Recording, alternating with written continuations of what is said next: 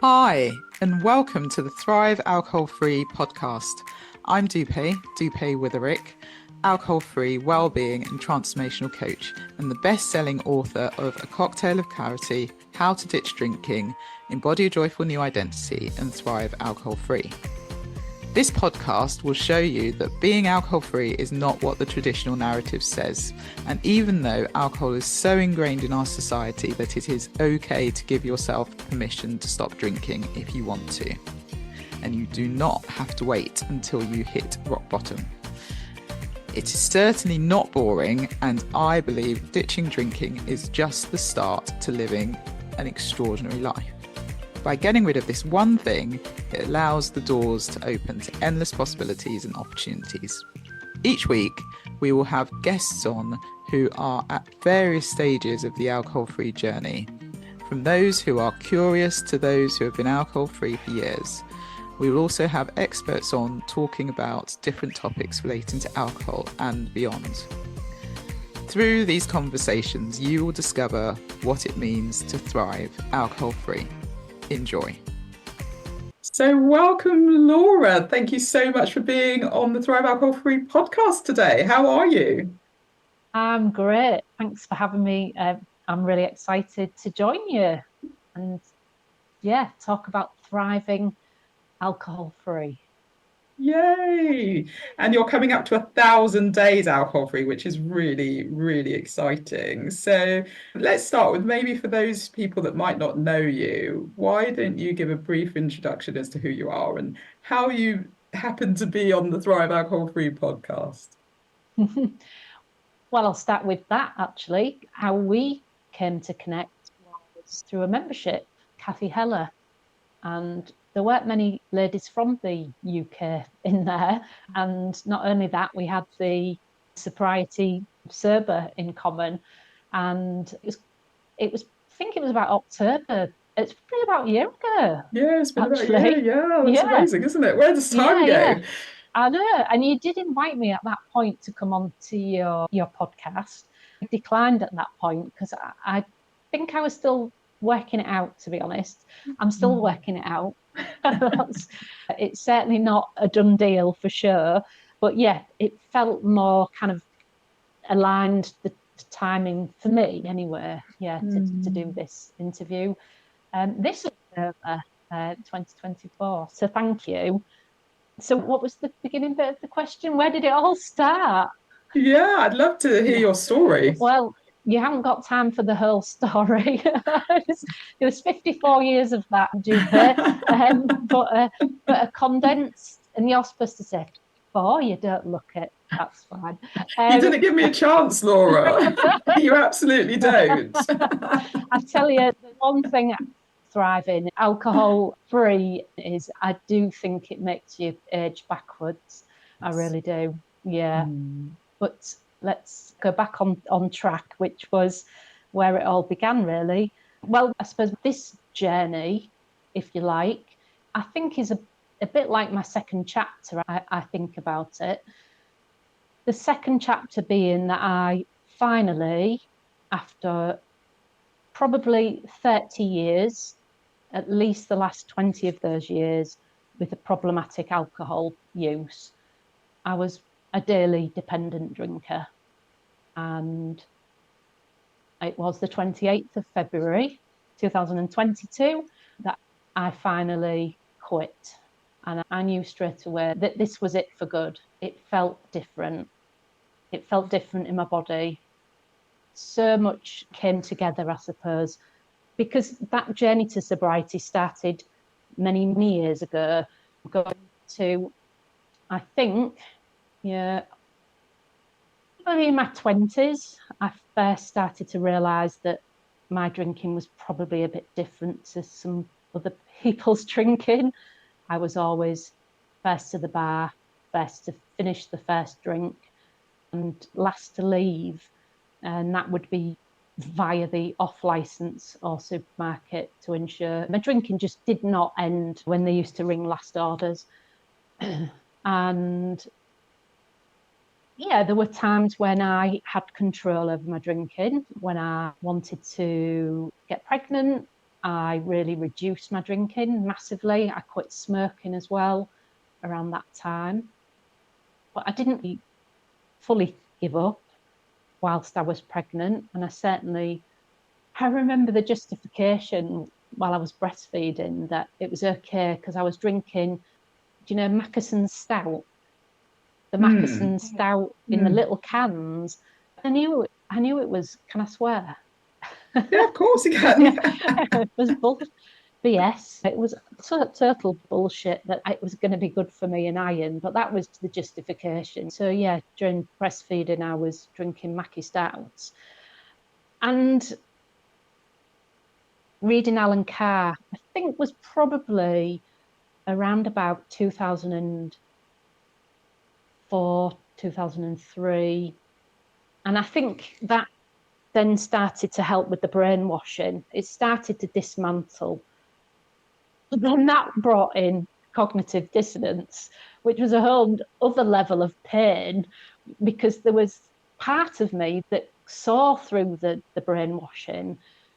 And I would have those moments where I would have those chats with myself and know that alcohol was a problem.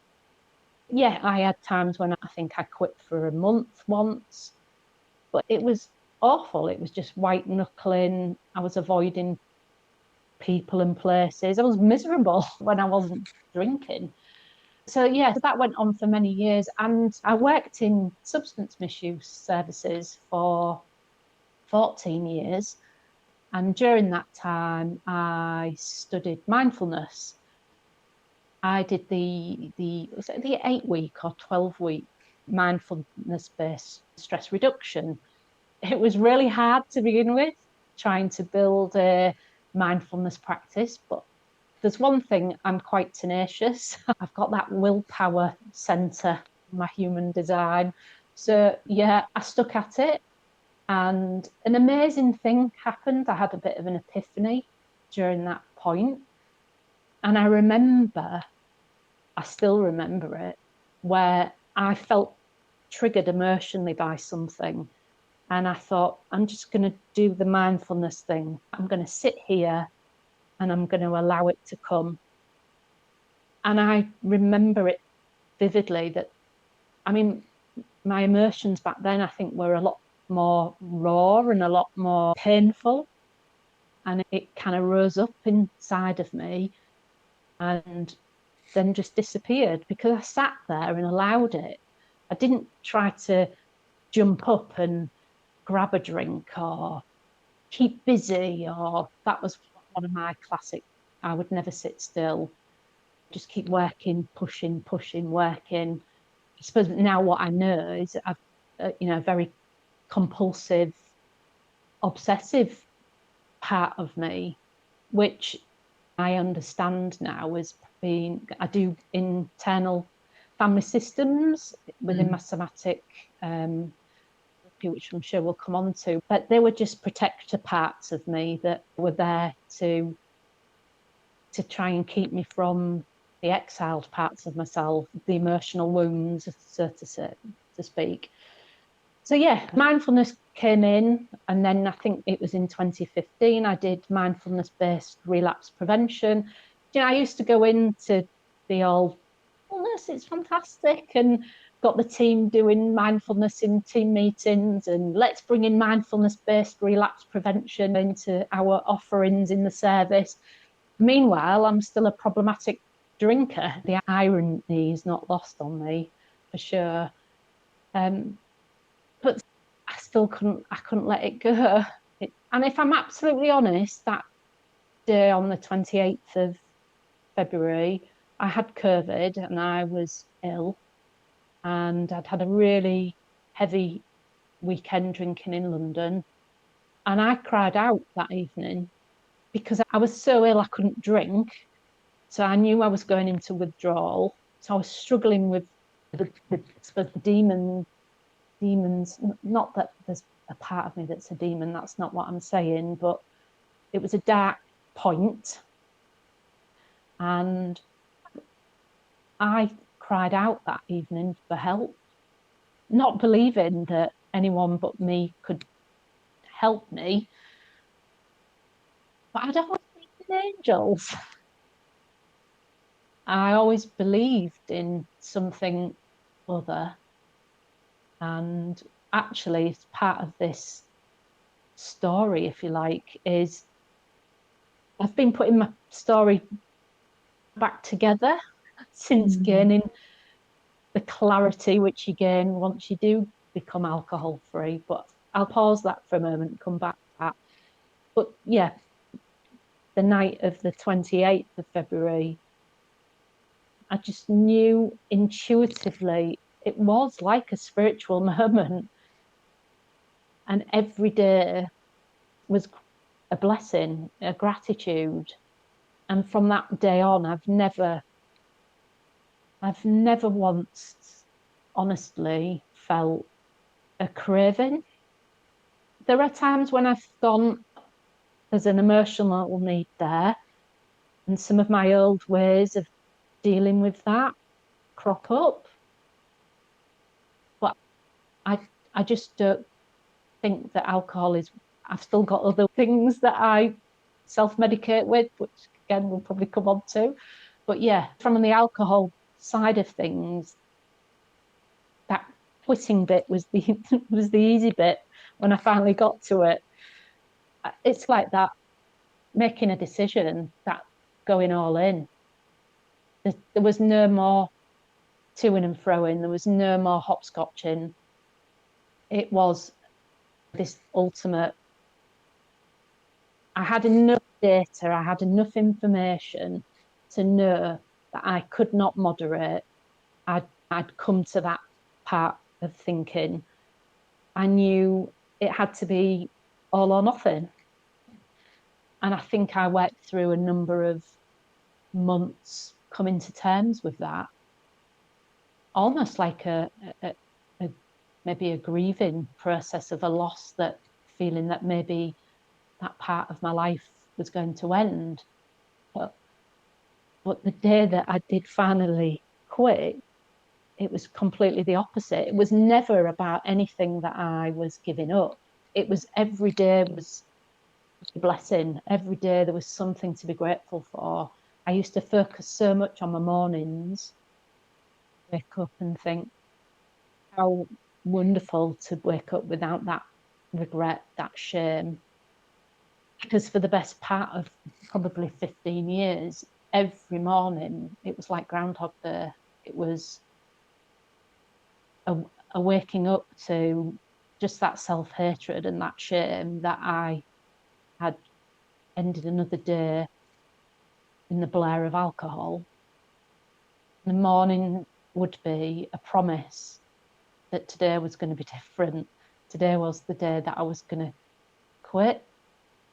But then I would get to 3 o'clock, and then already the justifications came in, and by 5 o'clock, yeah, the wine was open and off I went again. And that cycle, yeah.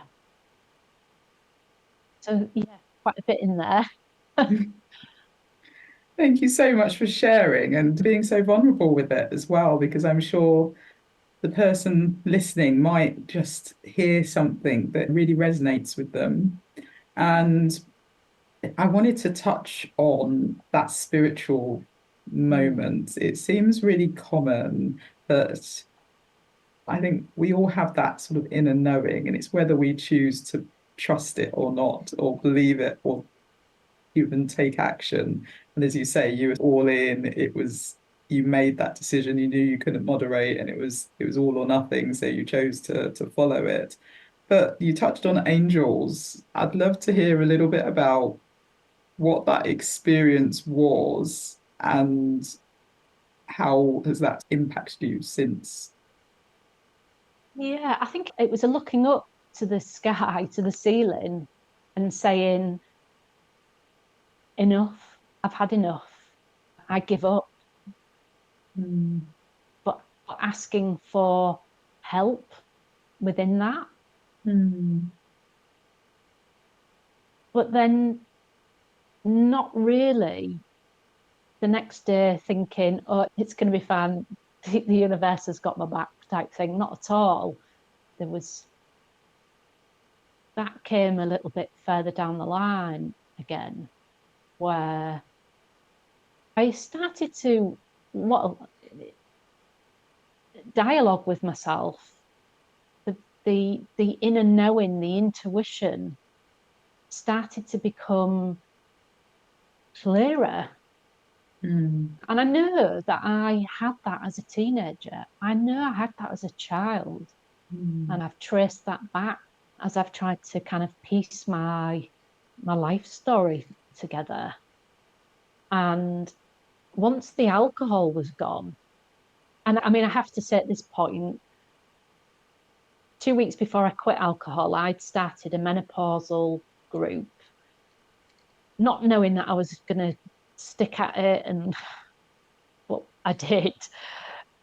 And that was a strength training. It was a group of women who we were in the similar boat. We were pretty isolated, lost with the menopause.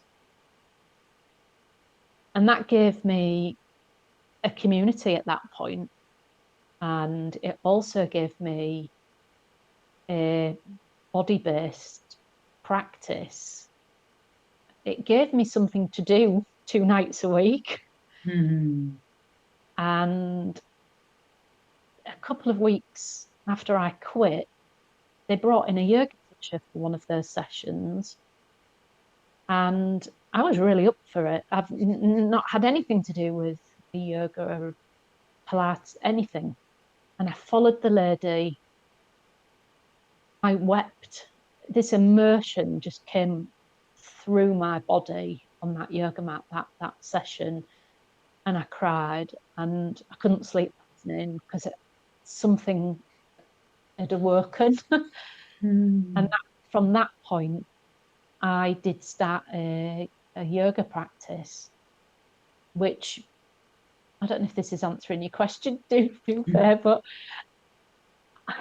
yoga brought me to, I suppose, that mindfulness practice that I'd forgotten, which is a slowing down, building an awareness of myself within that space on the mat,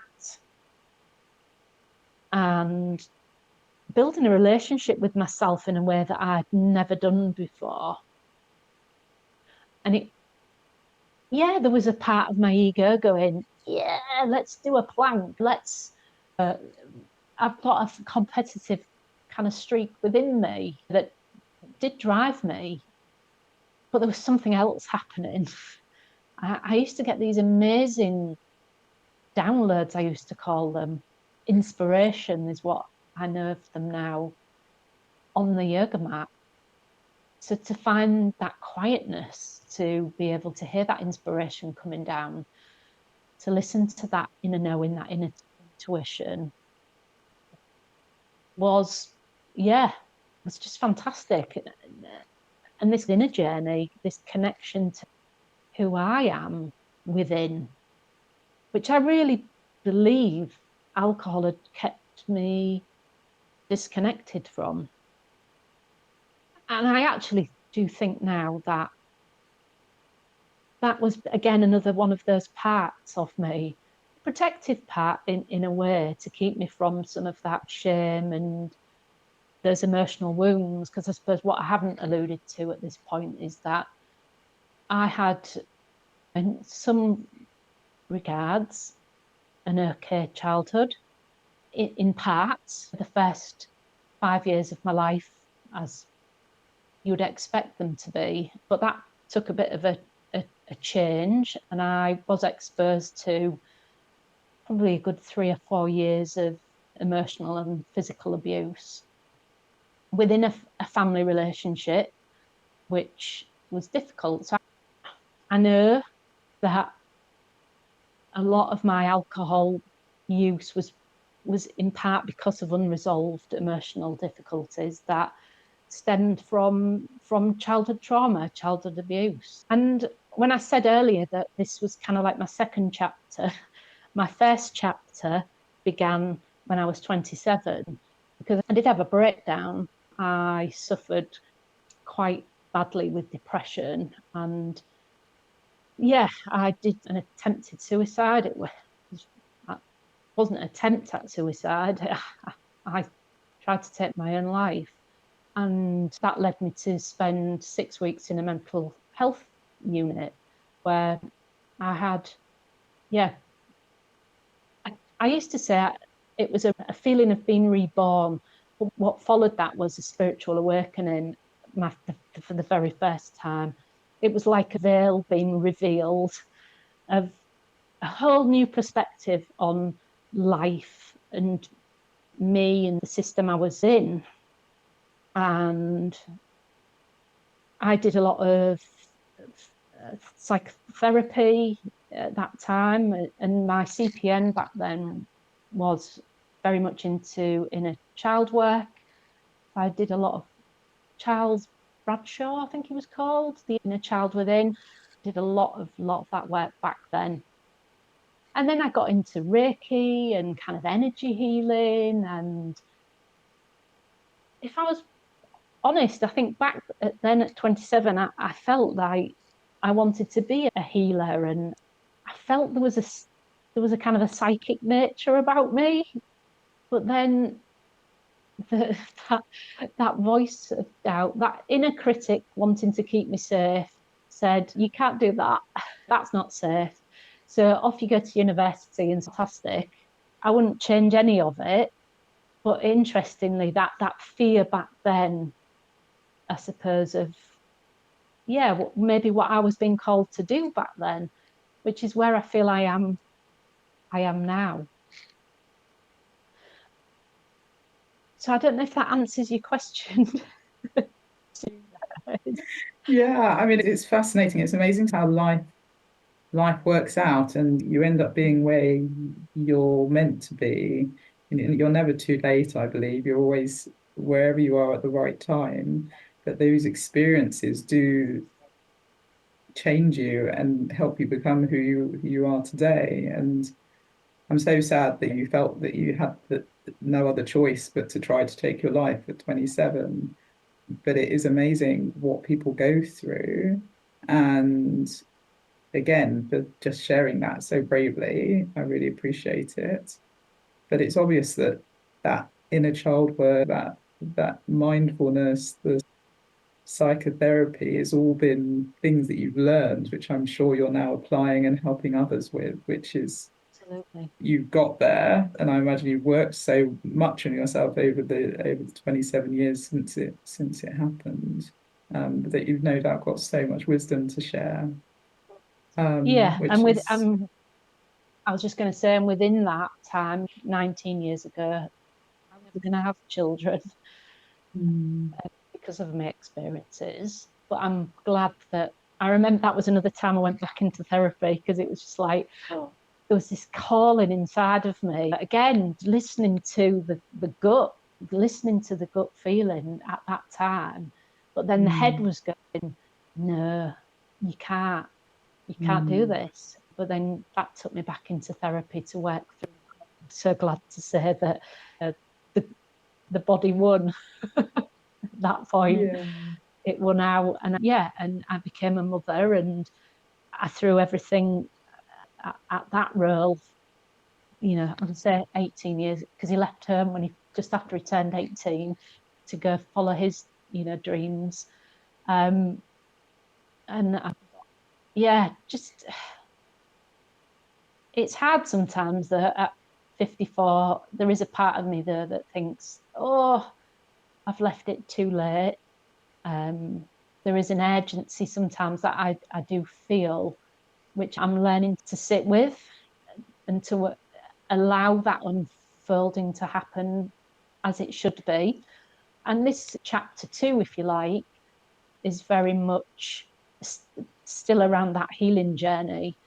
So that first 18 months of being alcohol free was just, I think I've heard lots of people talk about the sober glow and how wonderful it was. And it was, and it still is, But I think I made a conscious decision to revisit the healing part of the journey. I think part, again, listening to my intuition, I was getting the downloads on the yoga mat to say, you need to do more than this. And I felt that calling. I felt that call, like you, to be here to coach and support other, other men and women who are maybe feeling that call themselves, whether they've been sober curious for a while or are already sober. And that's where this second chapter has led me to. I've trained in Yoga Nidra and Vinyasa yoga, and I'm training to be a somatic therapist, which is part of my healing journey. I'm also in somatic trauma therapy, which is hard. There's no two ways about that. But the gains from it far outweigh going into the pain sometimes. Yeah, it's good. I feel quite blessed, really. Yeah. But an interesting thing was, from alcohol, I replaced it with other things. I think you've probably come across that kind of cross addiction. Mine did get a bit focused on my weight for a while with the weight training. And then I kind of let that go. I realized that was probably not serving me. Don't get me wrong, I think strength training and weight training is a fabulous thing to do for the body. But the drivers for me, it's that thing. Alcohol, okay, I do think it is a poison. But for some people, they can just have the one drink, can't they? And that's fine. But for me, yeah, it's noticing where my mind goes with these things. And I suppose that drive, that obsessive compulsiveness switched to weight. And then from that, it went to shopping. And then it went to meditation. It did go to these, I suppose, spiritual practices. And then I realized that I was spiritually bypassing some of the unresolved trauma that was still there. And then my final vice, well, that's not true. I still lean a little bit on snacking when I'm maybe feeling a bit bored or a bit sad or a bit tired. I might eat too many nuts or crisps. But I gave up vaping the beginning of this year. And I think that was at the point really when, yeah, I knew that this was a serious healing journey. Because I'd been, vaping to push those impulses, those emotions down. And then by removing that was probably the last biggest barrier. For sure. I know some people go back to drinking when they've got that kind of mindful awareness and approach. But for me, I'd rather not. I'd rather be that, knowing that I don't need to have something for Dutch courage anymore, which was a big thing for me when I was back as a teenager, that wanting to fit in and feel comfortable, that social anxiety. I don't need it for that anymore. Yeah. So yeah, quite a lot. Replacing alcohol with other things is absolutely something that cross addiction is very common. And you talked about snacking. Sugar is a key thing that people substitute when they stop drinking, because obviously they are not getting as much sugar as they were from alcohol. Alcohol has a lot of sugar in it, but also just because it's something to do. But shopping is, again, another very common one. I remember when I stopped drinking, I had so many Amazon packages that seemed to arrive on the doorstep every day. So I completely get that.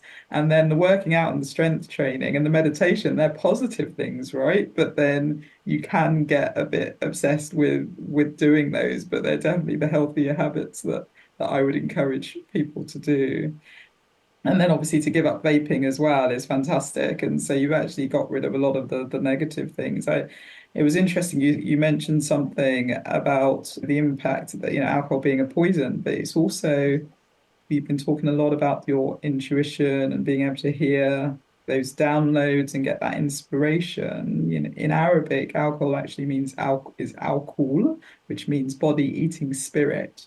And so fundamentally, there's no way you're going to be able to channel things or hear anything because you aren't yourself, you're not able to access it. A lot of people say, but when you stop drinking, you start manifesting, you start really getting those downloads because you have that clarity of mind, and things like yoga and meditation really help. But it's also a real challenge to sit in those emotions. So one of the things I help people with is really, how do they manage those emotions? What tools do they need to manage those emotions? How do you start to actually identify emotions? Because I think people think they're like four emotions. You're happy, you're sad, you're angry. That's not the case. There's so many more emotions, and actually being able to name those emotions, sitting those emotions, let them wash over you, as it were, and really process them and not shy away from them or numb them through something else is so important to, one, start to heal, but to really just be able to manage every day and feel like you can cope with anything that comes your way. And then the other thing that amused me, didn't amuse me, but we are so hard on ourselves, aren't we? And you talked about the inner critic, and you said at 54 you feel like you're too late. And actually, that's the story you're telling yourself, because you're not too late. I had Janet Garand on my podcast a while ago, and she started Tribe Sober, but she stopped drinking at 64. And she's now in her 70s. She looks absolutely amazing. You wouldn't think she's in her 70s at all. And she's just started she's got this huge community, global community, which she started in South Africa. And she's from the UK originally, but moved to South Africa. And she's just a huge inspiration. And with the human design piece in my mind, I was thinking, I wonder if your gate 28 in your splenic center is colored in, because if that is one of your strengths, the fear of that is running out of time. And so potentially there is that link there. And so you're actually working in your shadow. So it's really trying not to worry about that running out of time and know that you're exactly where you need to be right now. Yeah, I've got that gate 28, yeah. Yeah, yeah. I thought you might do. Yeah. Yeah, fantastic. Okay, and so you talked a lot about yoga, and it's again something I feel like yoga and running are the common things that people who stop drinking take up. And I think a lot of people are aware of yoga and meditation. I'd love to delve a bit more into the somatic work that you do, because I think that could be helpful for people to better understand what that is and how that can potentially help in this journey as well. Yeah. I mean, yoga is a form of somatic Yeah, it's movement. work. Somatic means body, soma, Yeah. body. So there are a number of practices that come under the umbrella of somatic therapy, yoga being one of them. Yoga Nidra, very much so, which is kind of where I've particularly swung more to. I'm aware that there are a lot of barriers for people in a yoga asana practice, poses. And I myself spent 7 months in a wheelchair back in 2016. I've always had this ongoing issue with my knees, but anyway, to say that I couldn't walk, and I'm aware of that barrier for people. And that's what I think led me towards somatics, because not everybody can get down on the mat. So that's the first thing I want to say, is that you don't need to be able to do a plank or sit cross-legged on a mat to be able to access what yoga is. Yeah. So somatics brings in the spiritual aspect of yoga. There's breath work. A big part of it is, which I'm sure if your audience has been online, polyvagal theory, so nervous system regulation. plays a key role in this approach. So it's about seeing ourselves through the lens of our nervous system and knowing that predominantly there are 3 states that we can be in, and we spend a lot of our time, and I obviously can see a way of self-medicating with alcohol was a shortcut really for a dysregulated nervous system. I was permanently in fight or flight, just in that stress state. But for some people, coming out of that stress state can feel not safe when you have been used to feeling that way for going back to probably childhood. So we need to build a safety within the body, and that's one of the foundational work that we do in somatic therapy. So we build up a grounding practice, being able to drop into the body, to be able to listen to the body. We feel feelings in the body, not in the head. So we learn a new language as we build up that understanding. And part of that is that being able to create a sense of calm, and that calm in the body. And that takes time to do that. And yes, sometimes a movement practice can really help with that, with how we move in space. I move more confidently, I believe, since taking up yoga and on going on this somatic journey. I held tension in my pelvis, in my hips, and I never even realized that, which is probably why I've had knee issues my whole going back to being a teenager. So this belt of tension was probably something that as a child I couldn't protect myself. So I laid down this armor, if you like, within the body. And so this process of releasing and letting go is what I'm currently working on. There's still that tension there at times, and I have to bring an awareness to that to release it and let it go. But what that's brought is being able to tap into that real felt self of self energy, or prana, as they would call it in yoga. I can feel the energy going through my body, and it's a beautiful feeling. Again, that builds that connection with yourself, and that, I want to say love, but that sends a lot of people running for the hills initially. I know it starts as kindness and then builds in compassion, but it ultimately is a love. And you can't truly be intimate and love others until you've built that love within yourself. And yeah, that's very much the work that we do. I'm sure there's loads of other stuff that I've missed off. It's very, I would say, holistic approach. There's internal family systems is a big part of what we do. So parts work, mindfulness, yeah, I've already mentioned that. Psychology, even the work of Jung comes into it quite a lot. And then of course the chakras, that working with the body's energy. So very much around that. I suppose there's Eastern practices which yoga has brought to the West. It's got a smattering of that as well. Does that help?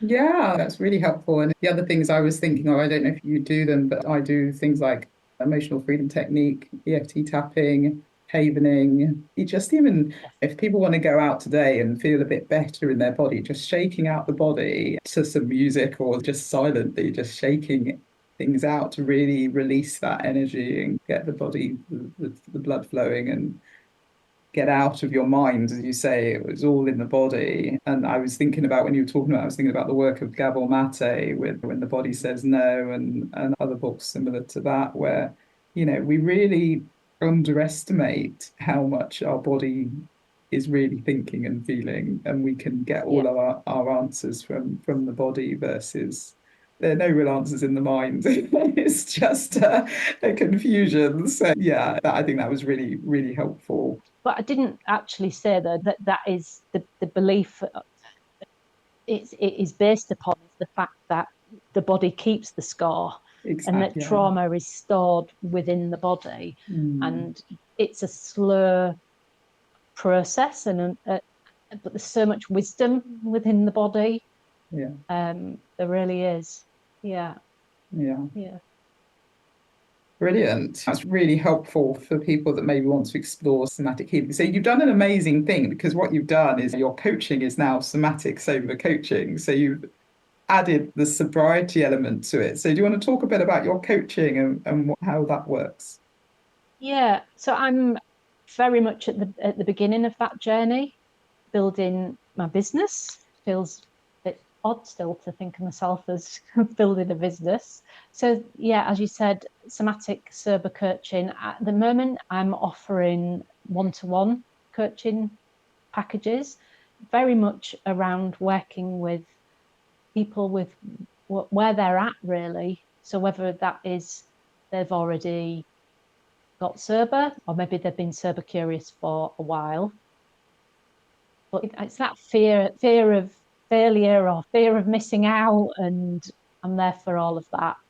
So I've got some medium 30-day packages where we would look at building the foundational work that's needed, that we've just touched upon. So how you build that kind of safety within the body, and how you are able to build that calm, safe space within the body.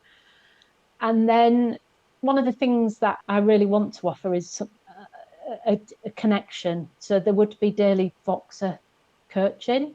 So for those that kind of don't know what Voxer is, it's a bit like WhatsApp, but it's a bit more walkie-talkie. So you can talk in real time. So whoever I'm working with, they would have access to me via Voxer. And I'm very much moving towards that. Once you remove alcohol, the journey is about tapping into that, the real you. So once we've removed alcohol, what is the passion? What is it that you want to do? And everyone's different, aren't they? Everyone, whether that's to focus more on the wellness side, in terms of building a movement practice, or not. It's not for everybody. So you don't have to do yoga, is what I'm trying to say. Although yogic wisdom does influence a lot of what I do, for sure. Yeah. So my coaching would be, very much around building the life that person doesn't want to escape from anymore, whatever that looks like for them. And I do really believe that aligning with your soul, building that ability to listen to your intuition, to build that self energy, that prana within the body, and then following your soul's purpose, being aligned to the soul. Yeah, that's pretty much where I'm at the moment. Further down the line, in a few months, not long, I will be able to offer somatic therapy, which will include access to, I can do the somatic coaching, but with the therapy would be the direct trauma processing. So that's where we use a number of methods to actually process the trauma that's in the body. So yeah, that's kind of coming down the line in a few months' time, which I'm really excited about. Because I'm obviously experiencing that for myself, and it's been so good. Yeah, so good. Does it answer the question? Yeah, of course. Yeah, that's great. And the 30-day foundational work sounds really, really great. A great way for people to kick off wherever they are. And it is all about calming the nervous system and regulating your nervous system. We don't appreciate just taking like 3 deep breaths if you're feeling slightly on edge, and just giving yourself that time to do that is huge. And I think learning specific tools that can help you regulate the nervous system is really helpful, whether you're alcohol free or not, but it's essential, really. And it's interesting, isn't it, how all these things weren't really taught at school when we were at school. I know some schools are getting better now, but there's so many things that you think, why did we not learn this as children? We would have been able to cope so much better with that knowledge, and probably wouldn't have had to spend so many years getting to the point that we've got to now. It's interesting that though, because I had a memory the other day that way back when I first qualified in social work, I worked for Barnardo's for a year while they had some funding, and the project was called Protective Behaviours. And do you know what the fundamental aspect of that was? That was teaching children to listen to their body, to listen to their feeling. And yeah, I had this lovely flood of memories come back just recently to think about how important that, because protective behaviours was around stranger danger, but a better approach than that. Because actually, in an emergency, children might need to talk to a stranger because it might be the stranger that can help them. So it was all about building children's awareness of their gut feeling of when does it not feel okay, and not to keep secrets and things like that. So that was some years ago. And I know mindfulness is becoming quite popular in a lot of schools, which is fantastic. Yeah. But you're right. But maybe nervous system regulation is the next thing. Yeah, absolutely. Absolutely. Well, thank you so much, Laura, for being on. And as I always do with all my guests, I end with the question, what does thriving alcohol-free mean to you? Yeah. Connection was the first word that came to me. And that is about building that connection with yourself, becoming self-led, finding that true essence of who you are without alcohol. And from that ripple effect, which then takes you into more authentic connection with other people, for sure. Yeah.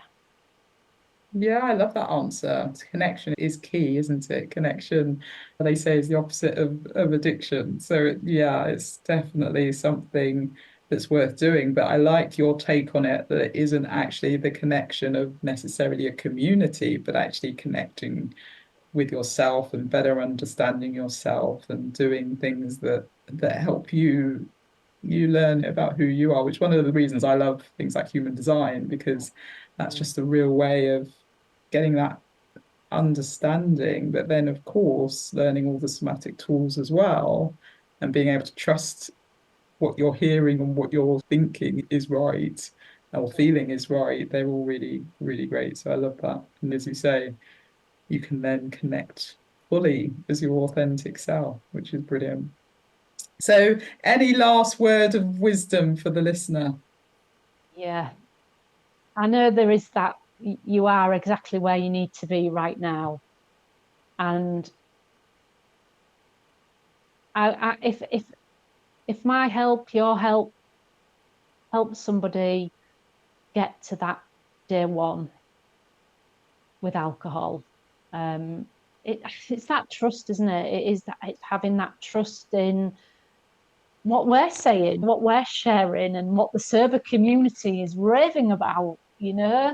Come join the sober party over here, because we're having a lot more fun, I think. Um, don't let fear hold you back. Fear never goes away, but we have to learn to move forward with the fear alongside of us. So don't wait for that motivation or that right point. You make that right point happen, for sure. Does that make sense? Yeah, feel the fear and do it anyway. Susan Yeah, Jeffers' book, Jeffers. and Yeah. it is absolutely for me, JOMO. It's the joy of missing out, not the fear of missing out. So absolutely agree with everything you've just said, Laura. Thank you. So how can people get in touch with you if they want to find out more? I would say Find me on Instagram if that's where you are. I am Laura Starkey. I've just recently changed it. And I'm also on Facebook as the Somatic Sober Coach. And from both of those areas, you would find my link in the bio to my link bio. Honestly, all of this was completely new to me. Instagram was just like really hard to work out. How do you, people say, find my link in the bio? And I used to go, what? How do you get to that? So for those that don't know, click on the bit in the top left-hand corner, which is where my name is, and then you'll find the bio, and then there's a link to my link bio. It's all very complicated. But from there, you will find what I suppose my freebies are at the moment. I've got a free Yoga Nidra audio that people can access. I've got my free Transform Your Mornings with my magic morning routine, which I absolutely love and is a big part, even now, my morning practices, my morning routine is really important. And yeah, that's probably a good place to find me, with all the usual ways to get in touch. Drop me a DM, drop me a message, Messenger or via Instagram. I'm more than happy to answer any questions. Yeah, just get in touch. And I do answer all my messages. That's so wonderful. Well, thank you again for being on the show, and it's been lovely to speak, and I'm sure I will see you again soon. Take care. Thanks, Duper. Thank you. Thank you so much for listening to the Thrive Alcohol Free podcast. If you enjoyed the episode, please subscribe so you get alerted every time I drop a new episode. I'd love it if you could rate, review, and share this episode. Feel free to tag me on Instagram at Thrive Alcohol Free and follow me for daily tips. If you would like to work with me, I offer one-to-one coaching sessions and have my group coaching program. If you're not yet ready for coaching, I also have a self-paced online course, which is a companion to my book, A Cocktail of Clarity. All the links are in the show notes. I will see you in the next episode. Have a wonderful week. Take care.